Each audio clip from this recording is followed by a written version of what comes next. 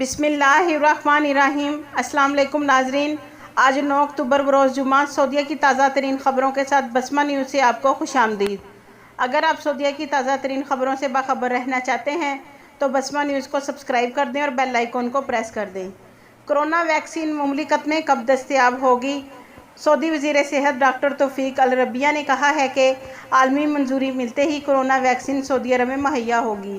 ہمیں اس بات کا انتظار ہے کہ ویکسین کو عالمی منظوری حاصل ہو اور بین الاقوامی سطح پر اس کے ٹیسٹ کامیاب ہو جائیں۔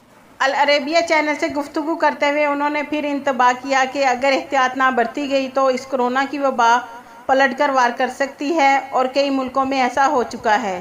العربیہ نے بتایا کہ سعودی عرب پہلی فرصت میں کرونا ویکسین فراہم کرنے کے لیے مستعد ہے۔ انتظار اس بات کا ہے کہ ویکسین ہر طرح سے محفوظ ہو۔ سعودی قیادت مختلف ملکوں میں ویکسین کی تیاری کی کوششوں پر نظر رکھے ہوئے ہے۔ جب بھی محفوظ ویکسین مہیا ہوگی سعودی شہریوں اور مقیم غیر ملکیوں کو مہیا کر دی جائے گی۔ تاہم اب ایسا ممکن ہو اس کی تاریخ متعین نہیں کی جا سکتی۔ سعودی وزیر صحت نے مزید کہا کہ مملکت میں کورونا کے نئے کیسز کم ہو رہے ہیں۔ اللہ نہ کرے کہ کورونا کی وبا پلٹ کر وار کرے۔ سب لوگ حفاظتی تدابیر کی پابندی کریں، سماجی فاصلے کا احترام کریں۔ انہوں نے مزید کہا کہ احتیاطی تدابیر کی پابندی ہی کورونا کی وبا کے پلٹ کر وار کرنے کے سنگین نتائج سے بچانے کی واحد ضمانت ہے۔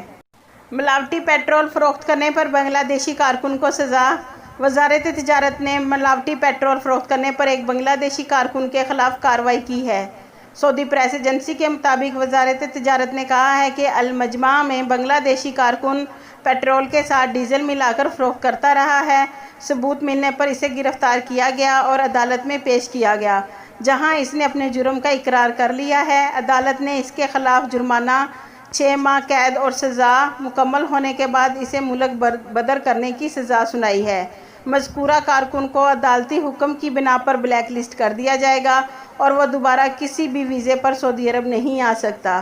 وزارت نے کہا ہے کہ قوانین کی تجارت کی خلاف ورزی پر عدالت نے سزا اور جرمانے کے علاوہ مقامی اخبارات میں مذکورہ شخص کی تشہیر کرنے کا بھی فیصلہ کیا ہے۔ وزارت نے واضح کیا ہے کہ قوانین تجارت کی خلاف ورزی پر 3 سال تک قید اور 10 لاکھ ریال تک جرمانہ ہو سکتا ہے۔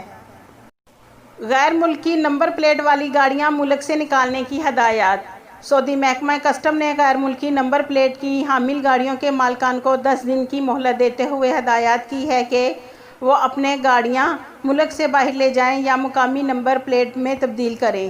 سبق ویب سائٹ کے مطابق محکمے نے کہا ہے کہ سعودی شہریوں کو غیر ملکی نمبر پلیٹ کی گاڑیاں چلانے کا جو خصوصی استثناء دیا گیا ہے وہ ختم کیا جا رہا ہے۔ کسٹم کے ضوابط کے مطابق انہیں اپنی گاڑیاں ملک سے باہر لے جانی ہوں گی۔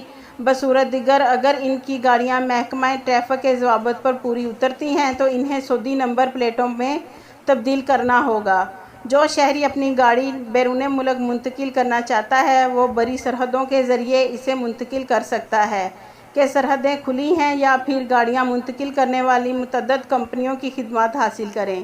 واضح رہے کہ محکمہ کسٹم نے کورونا کے باعث خصوصی حالات کی وجہ سے سعودی شہریوں کو غیر ملکی نمبر پلیٹ کی حامل گاڑیاں چلانے کی اجازت دی تھی، جسے اب ختم کیا جا رہا ہے۔ 2 ATM توڑنے والا سعودی شہری گرفتار۔ ریاض پولیس نے 2 ATM توڑنے والے سعودی شہری کو گرفتار کر لیا۔